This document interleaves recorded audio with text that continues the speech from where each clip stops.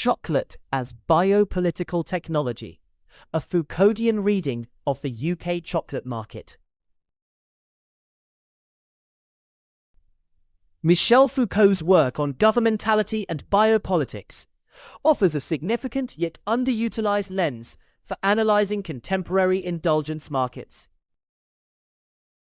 Our presentation highlights how the UK chocolate market goes beyond indulgence, subtly influencing how consumers understand desire, health, and appropriate enjoyment.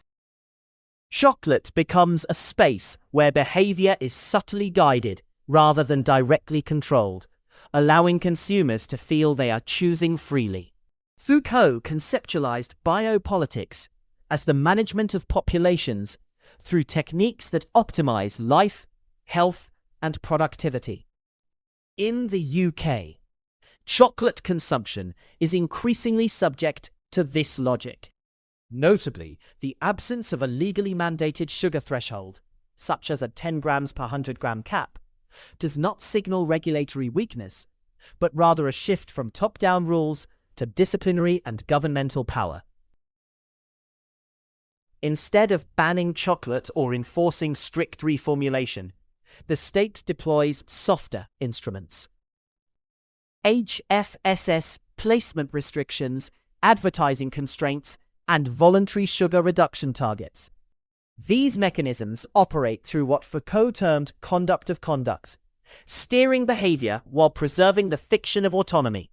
Manufacturers' responses illustrate this biopolitical rationality. Reformulation, portion size reduction, and the proliferation of dark, vegan, organic, and reduced sugar variants do not eliminate indulgence, they recalibrate it. Pleasure is rendered acceptable only when aligned with health discourses. Chocolate thus becomes a regulated indulgence, a form of consumption that must justify itself biologically and morally. This reflects a Foucauldian paradox. Power does not suppress desire, but reorganizes it into acceptable forms. From the consumer's perspective, chocolate consumption increasingly functions as a technology of the self.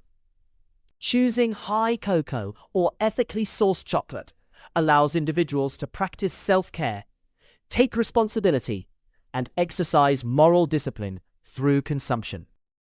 In Foucauldian terms, the subject internalizes regulatory norms and performs them voluntarily, transforming chocolate from a guilty pleasure into a practice of ethical self-fashioning.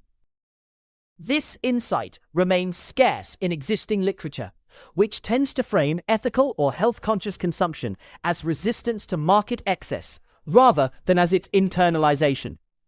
E-commerce further intensifies this biopolitical configuration. Digital platforms curate visibility through filters, recommendations, and personalized pathways that privilege better-for-you chocolate options. Algorithmic governance does not coerce, but nudges, embedding health and ethical rationalities into everyday choice architectures. Power here is diffuse, operating through interfaces rather than institutions, a distinctly Foucauldian form of control that renders governance invisible. Crucially, this regime does not diminish the chocolate market's profitability. On the contrary, premiumization thrives under biopolitical conditions. By transforming regulation into value, health, ethics, sustainability, firms convert constraint into differentiation. The £1.5 billion premium segment exemplifies how biopower can be economically productive, aligning market growth with population-level governance objectives. In sum, the UK chocolate market exemplifies a biopolitics of pleasure, where indulgence is not eradicated, but disciplined, moralized, and monetized. A Foucauldian reading reveals chocolate as neither purely oppressive nor emancipatory, but as a medium through which contemporary power produces compliant, health-aware, and ethically reflexive consumer subjects. This conceptualization challenges dominant market analyses and opens new theoretical terrain for studying indulgent consumption under neoliberal governance. Do you want to know more about our industry reference? Please visit Ken Research's 2025 report on the UK chocolate market.